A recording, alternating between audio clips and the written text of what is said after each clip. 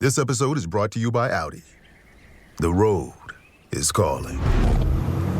Embrace the thrill of the drive with the all-new, fully electric Audi Q6 e-tron. Featuring effortless power, serious acceleration, and advanced Audi tech. It's not just a new EV, it's a new way to experience driving. The all-new, fully electric Audi Q6 e-tron is here. The next chapter of Audi starts now. Ryan Reynolds here from Mint Mobile with a message for everyone paying big wireless way too much. Please, for the love of everything good in this world, stop. With Mint, you can get premium wireless for just $15 a month. Of course, if you enjoy overpaying, no judgments, but that's weird. Okay, one judgment. Anyway, give it a try at mintmobile.com/switch. Upfront payment of $45 for 3-month plan, equivalent to $15 per month required. Intro rate first 3 months only, then full price plan options available. Taxes and fees extra. See full terms at mintmobile.com.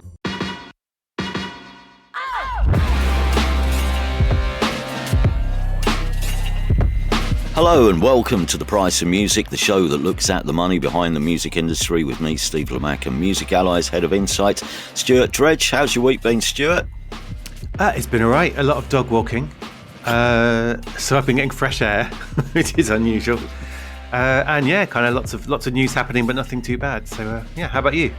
Yeah, not bad. I saw a couple of gigs actually over the last few days. Both bands from New York, as it goes. I think the New York scene maybe finding its mojo again. But I saw Cassie Crew, who are a bit like what a more glitchy XX would sound like, and Monoblock, who are sort of returning to that New York heritage of the early noughties, but are worth keeping an ear out for. Actually, one thing about Monoblock, which was interesting when I spoke to them at South by Southwest in Austin a couple of weeks back, was that as well as transporting their own T-shirts across the States on tour, they also had a box of shirts that they were delivering to an artist in Austin.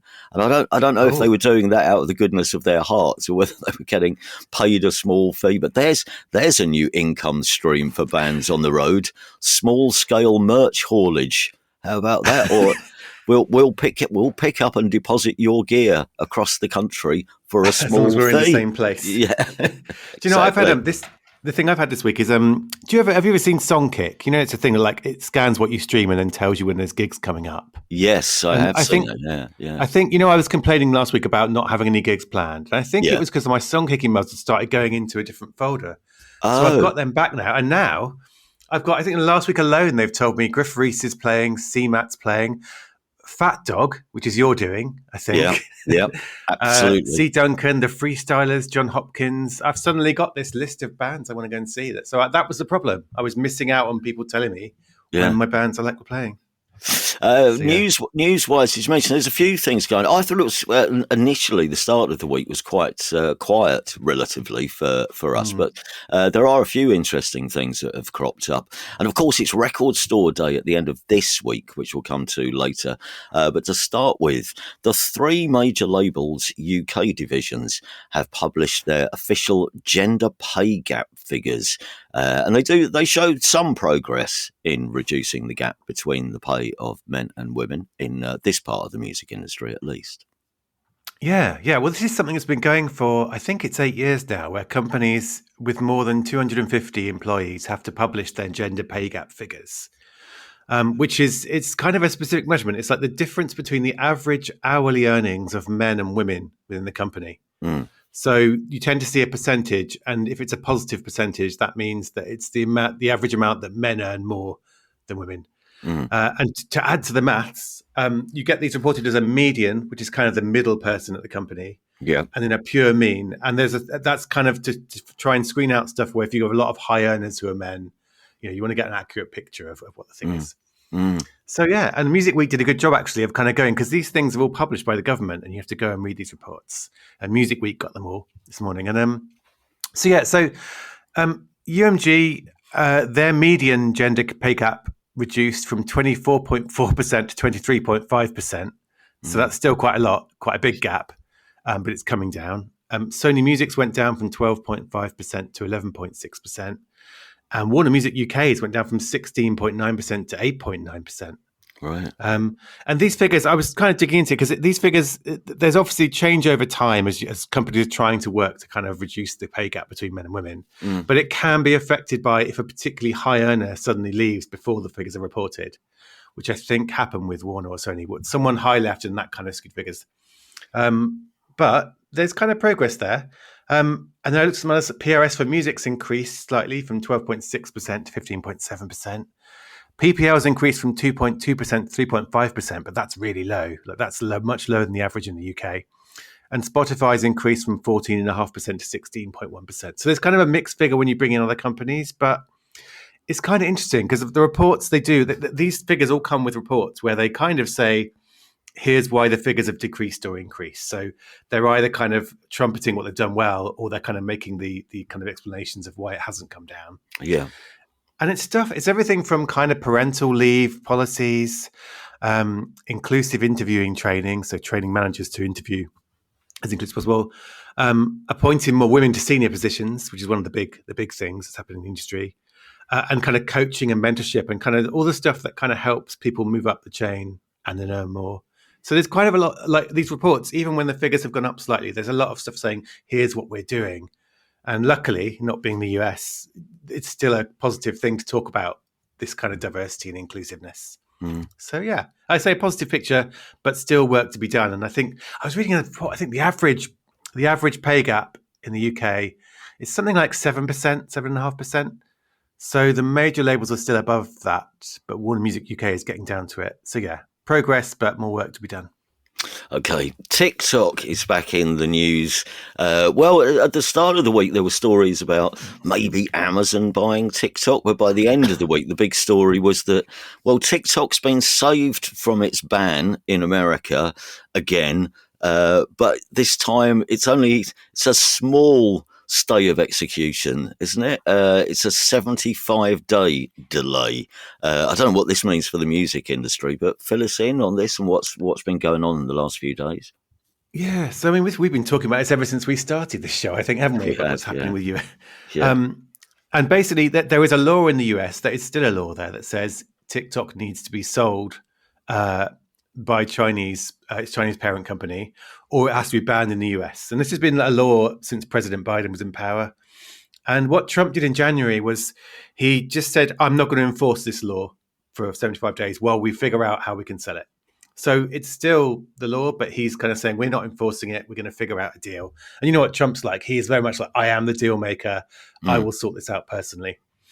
So what happened last week was, I mean, it's been this kind of rogues gallery of people coming up saying, I'd like to buy TikTok. So last week we saw Amazon say it. There was a big apps company and a casino mogul. It was even the guy who founded OnlyFans, which we talked about before for other reasons. He came out and said, I'd like to buy TikTok. So this kind of, everyone's throwing their hat in the ring. And apparently Trump said he'd nearly done a deal to create a sort of new TikTok America. So it'd be like all the US operations of TikTok, so it wouldn't affect it elsewhere in the world, would be in a new company. American investors would own the majority of shares in it. Its current parent company, ByteDance, would own about 20%. And apparently everyone approved of it, apart from the Chinese authorities, so the Chinese government. Mm-hmm. And what happened there was, Trump had his big announcement was it Thursday or Wednesday? I think it was Thursday, the big tariffs announcement. Yes. We had that big board of like, I'm putting tariffs on all these countries because of the trade. And it turned out that annoyed the Chinese authorities enough for them to say, no, we're not going to approve this TikTok deal. Right. So weirdly, his triumphant, I've done a deal to save TikTok was kind of sort of depth charged by his tariffs deal, which he was equally proud of. So kind of a bit chaos there. So what Trump has said is, right, 75 more days. We're not going to enforce this law. We're going to get this deal done. He sort of said it's a great example of tariffs working because look how upset China is at the tariffs, which is somewhat, it's a bold attempt to explain away why he hasn't been able to get this deal done. And that's what happened this weekend. So this weekend, TikTok would have had to have been banned on Saturday, but another extension. So where does this leave the music industry, who use TikTok for a lot of their marketing these days? And of course the artists as well, some of whom have benefited from their videos going viral, and again, the promotion that you can get from having a popular TikTok presence. Yeah, well, it's good news in the short term. So I suppose if you're a label or a marketing team for an artist, like, you're planning your album campaigns several months ahead. So if you've got an album coming out in April, May, or June, chances are you've already got a campaign prepared that's going to involve TikTok. And so now you can be like, right, we haven't got to shift all that around and find somewhere else to do that stuff. So that's good.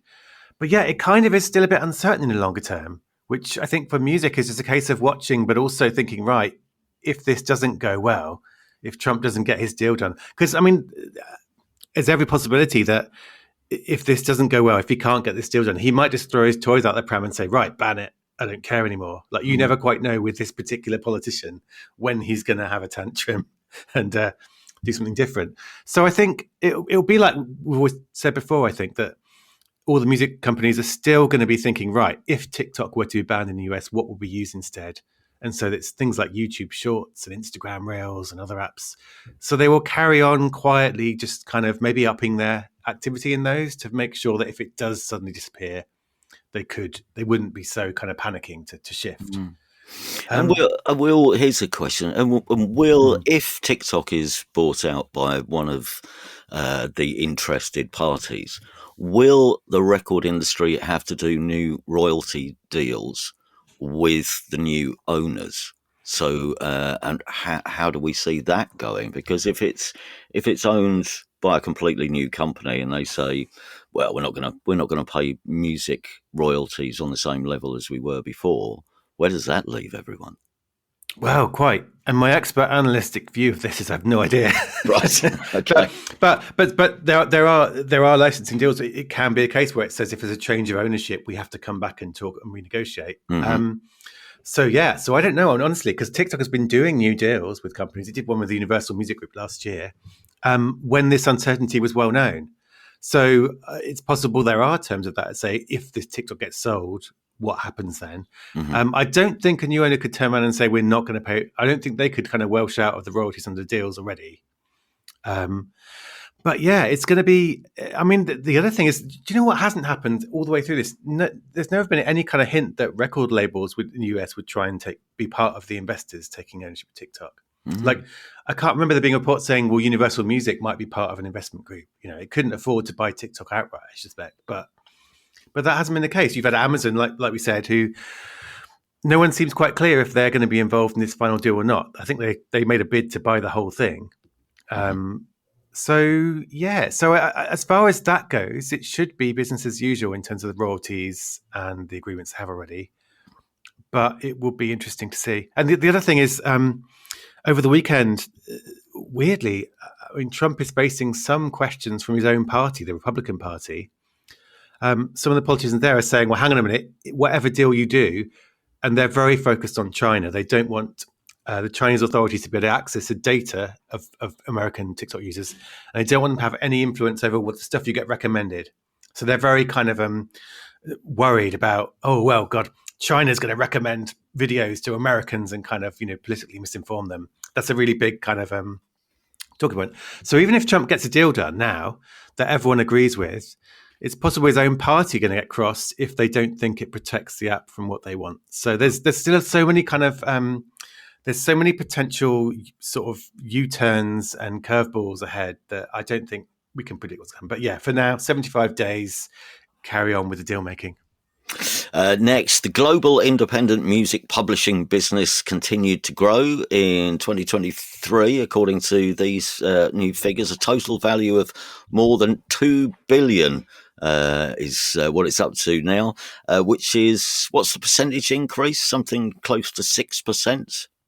Yeah, 5.7%, in fact.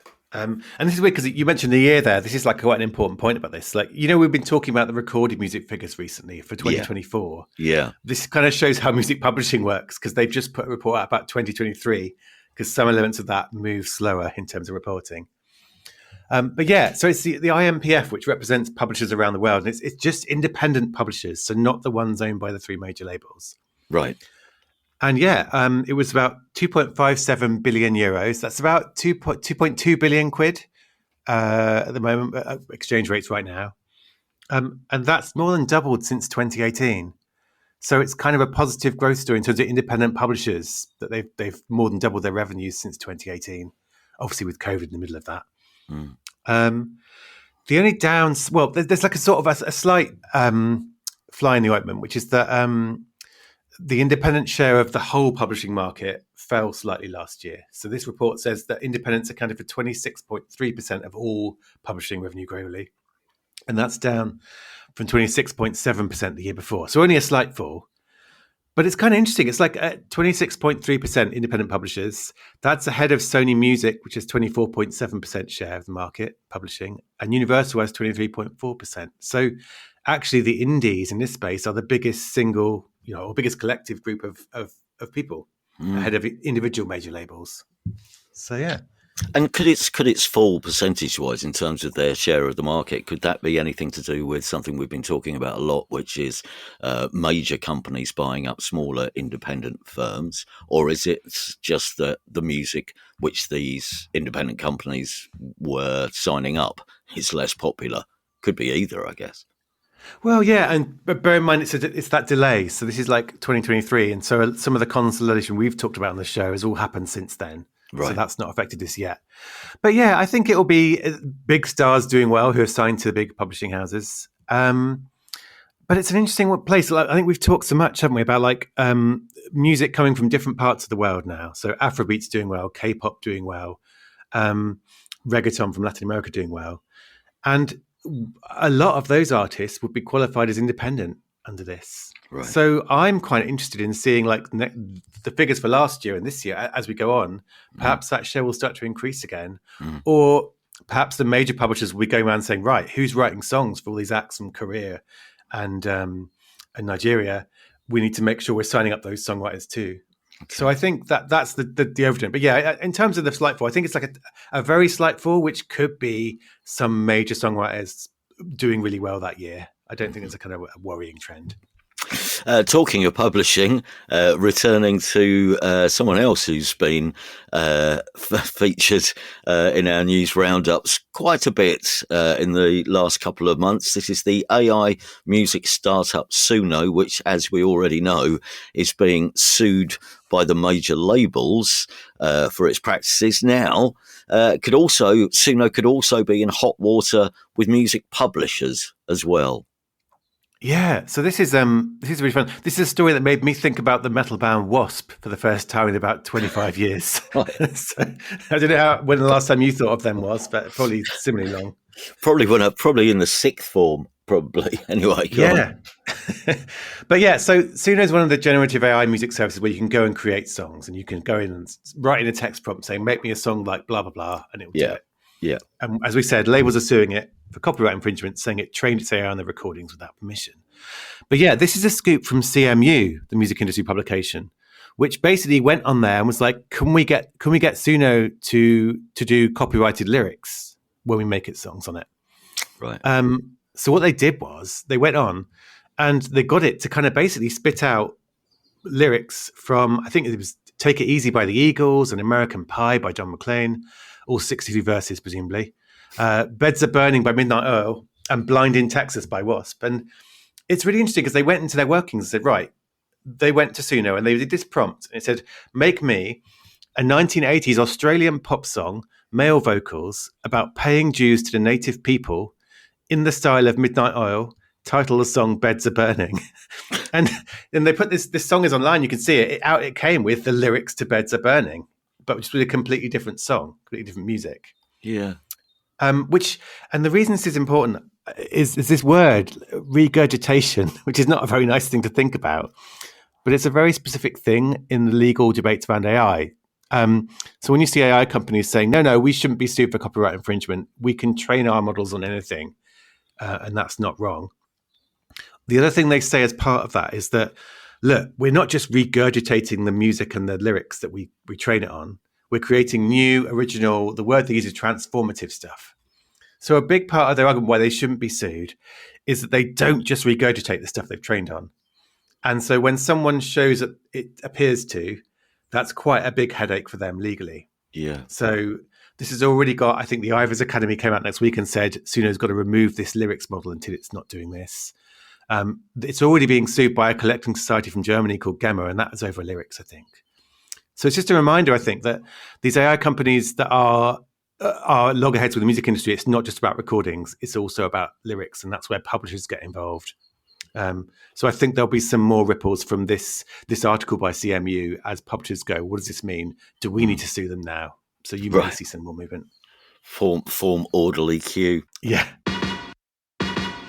When you think about super successful businesses that are selling through the roof like Heinz or Mattel, you think about a great product, a cool brand, and brilliant marketing. But there's a secret. The business behind the business making selling simple for them and buying simple for their customers. For millions of businesses, that business is Shopify. Upgrade your business and get the same checkout as Heinz and Mattel. Sign up for your $1 per month trial period at shopify.com/promo, all lowercase. Go to shopify.com/promo to upgrade your selling today. Shopify.com/promo. Did you know that parents rank financial literacy as the #1 most difficult life skill to teach? Meet Greenlight, the debit card and money app for families. With Greenlight, you can send money to kids quickly, set up chores, automate allowance, and keep an eye on your kids' spending with real-time notifications. Kids learn to earn, save, and spend wisely, and parents can rest easy knowing their kids are learning about money with guardrails in place. Try Greenlight risk-free today at greenlight.com/Spotify. This next story, this actually comes back to what you mentioned a moment ago about different global on the rise. South African artists have more than doubled their Spotify payouts since 2022, according to figures released by said streaming service. I mean, I was going to say that's a huge increase. That's double what they were getting 3 years ago. So that, I mean, it suggests again another breakout scene from elsewhere in the world. It does, yeah. And it's like Spotify's almost on a world tour. There's probably like a t-shirt for it, I think, of going around the world saying, right, this country, here are the payout figures and here's how it's all growing. Obviously, they're only talking about countries where it's growing well. Like there's a narrative here, saying this is brilliant. Mm. But yeah, so South African artists, they generated nearly 400 million South African rand last year, which is about 16 million quid, which is quite small in the scheme of things. But yeah, more than double their total in 2022. It said that South African music's being streamed for more than 600,000 hours every day on Spotify around the world, which is kind of a big stat. Mm. And yeah, it's about something that's already happened, which is Amapiano, which is a really, I sort of spent a while last year deep diving into this because some friends said you must listen to it. And it's kind of South African house music. It's kind of a bit jazzy, a bit of soul music, a bit of hip hop in there. Like it's a really dancey dance floor genre that's been breaking out across the world. And that's the big central thing here, I think, is that there's when people listen to stuff on Spotify from South Africa, that's been the big success. Right. But there's now new genres coming behind it. And I was reading about one that is impossible to say for me. It's spelled GQOM. And you basically say it with a click and then gom. It's like gom, but I can't even do that. But that's like a derivative of Amapiano. I was reading an article about three-step. There's a genre called three-step now, which is kind of Amapiano but bouncier with a 3-kick drum rhythm. That's starting to go big. And this is the pattern, I think, that even beyond what Spotify is saying, you're seeing this with Afrobeats in Nigeria too, which is that something breaks out of its home country through streaming and it does really well around the world. Mm. And that brings money back to its home country, which is then invested in more artists doing well, the structures around the need. But then it also creatively, there are these subgenres and splinter genres coming out. And so when something that's kind of derived from Amapiano in South Africa, its pathway to kind of being listened to globally has been opened up by that parent genre already. Mm. So you sort of see these new scenes and they haven't got to do the hard work of kind of breaking out because something has done it for them. And so I think that's what's happening here. It's what's happening in Nigeria. It's what's happening in other parts of the world. So yeah, it's really interesting. And if you're a South African artist, it's really good news because when you come through now, right from the start, you could think, well, my music could be heard around the world. I'm not just thinking about my local scene. Yeah. Yeah, absolutely. So it gains its own momentum as well, is what you're saying. One scene leads to two more scenes, and eventually it becomes big enough that a global superstar says, "I would like some of this, please," and then another door is opened. That's it. And then the global superstars from your own genre and country, they often bring stuff up with them as well. So yeah, it's kind of it is this kind of virtuous circle. The other thing about this is like the other Spotify figures, this is payouts from the music of these artists. So how much of that kind of 16 million pounds they saw will depend on label deals, publishing deals, and so on. Yeah. Music management company ATC Group is spending some more of its cash. This time, it's bought a majority stake in a company called Easy Life Entertainment, who I think Easy Life are a little bit like ATC. We should explain ATC Group is... well, I'm not sure if they started as a live agency, but it's certainly, I knew them initially as being live agents, but they're also a management company. It's more of, it's one of those sort of conglomerates now where it does, a multitude of things, but represents, in management terms. We mentioned this the other week, actually, when we were talking about ATC, people like Nick Cave, I think, and PJ Harvey on the management side, live-wise, they do Fontaine's, so they've got loads of big artists whose gigs they book as well. But ATC, so they've bought a stake in Easy Life, and I think Easy Life is also a sort of multifaceted company, isn't it? Yeah, so it's this company. It's a management company. It's a record label. It's also got a PR plugging company. Right. So again, it's sort of multiple fingers and multiple pies. And it's interesting you said that about ATC, because I thought of them always as, they're Radiohead's management company, because that's how I first encountered them. Yeah. And like you say, I didn't know about the live aspect till I realized, hang on, they're quite big in live as well. So I found that ATC is actually a public company. They're on the stock market. So they have to kind of announce these things with proper numbers in. So I went and found the stock market filing this morning, and it's buying 75% of Easy Life for about £750,000 in cash. Okay. And I think we maybe talked about this before when we mentioned them, but that they've been buying a lot of companies, ATC. They've been growing very fast through these acquisitions. They bought Sandbag, which is, they do all Radiohead's D2C stuff, but they do all the merchandise and D2C stuff for a lot of bands, direct to consumer. Right. They bought Live Promoter Joy Entertainment, management company Raw Power. And I didn't realize this. They bought majority stakes in 2 Brighton venues earlier this year. So Concord 2 and Volks, I think it is. Right. That's interesting. So they're kind of... But that's another string to their bow then, actually being part of a venue. Quite it's years since I've been to Concord too. But so it's quite, it's not aggressive expansion, but it's ambitious expansion. I think so, and it makes you realise that this is maybe the model now for bigger companies. It's like you're not just going to be a big management company or a big live booker. All these things can fit together and probably give you, I hate this word, synergies. It's a very management speak, but do you know that thing, like when you have the management, you're managing artists, when you're booking them, when you own venues, there's kind of interesting crossovers there. They even own there's a live streaming service called Drift, which launched during the pandemic. Right. And it was co-founded by ATC, but they recently took 100% control of that. So they have a finger in the live streaming gigs pie as well. So all these bits can work together. And I guess it shows, like you say, the ambition to be more than just any one of those things and more than just like a collection of different businesses.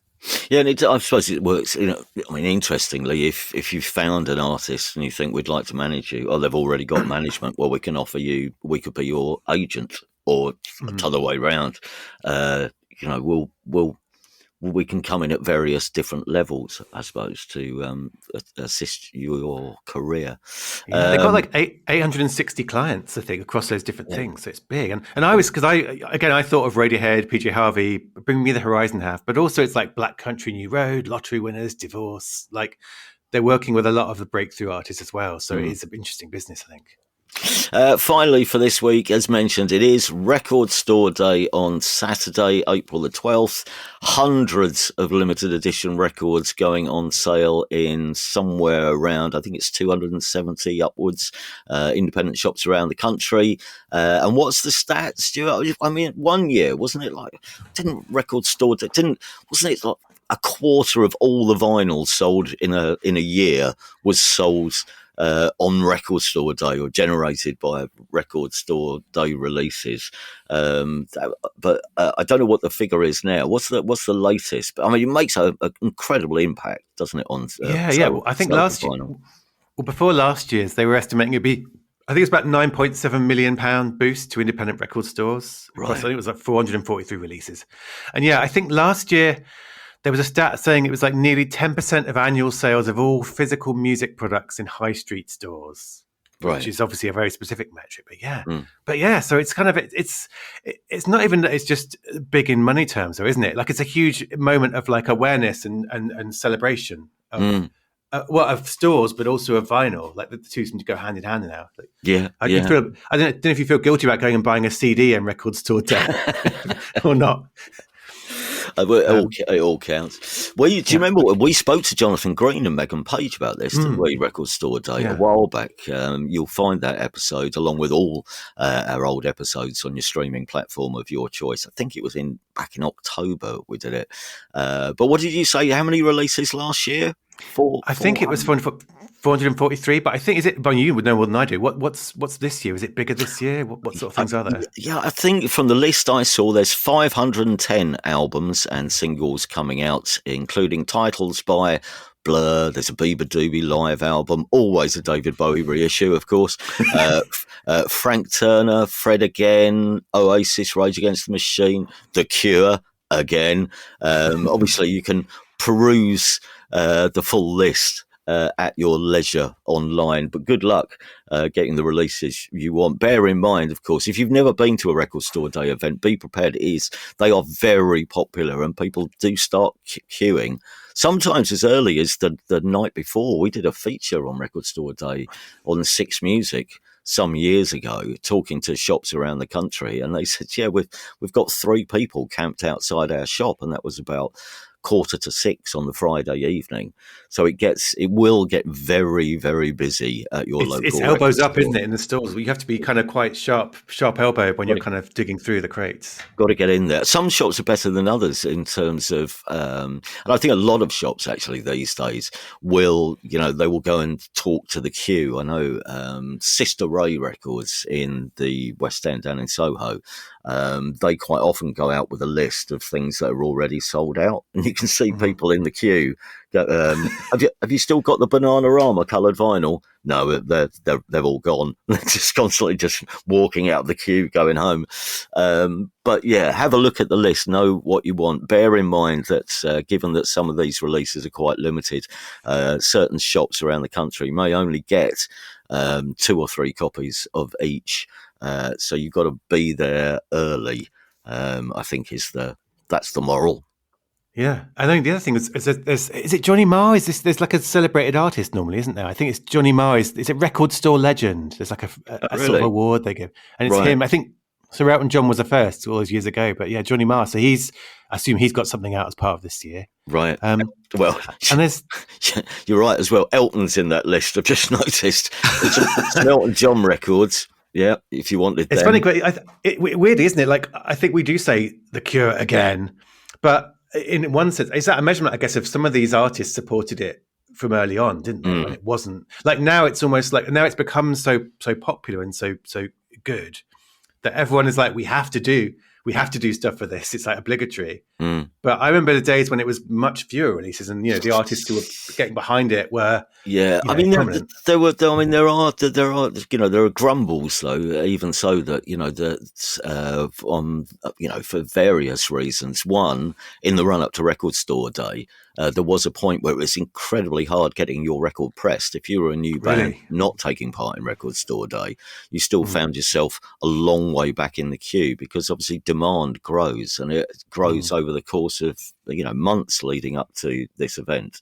And I think some people were a little bit maybe there was a slight feeling why the major labels jumping on this, and are there certain major label albums which are being released that people don't maybe really want, but because there's always stories of records that go unsold that were released on the day, and just no one's that interested in them. So what's the point? But maybe the music industry has worked out now which artists will specifically sell very well on Record Store Day. We shall see. As I say, 510 releases out on Saturday. Good luck getting whatever you're after.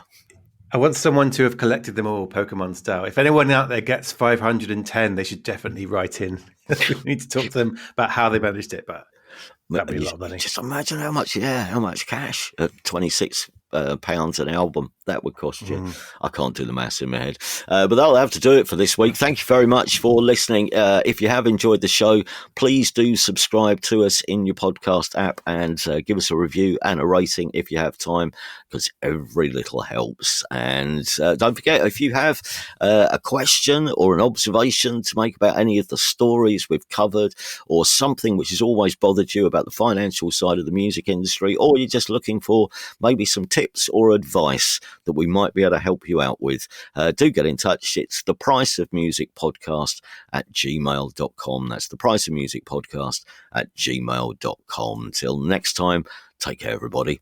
Ta-ra.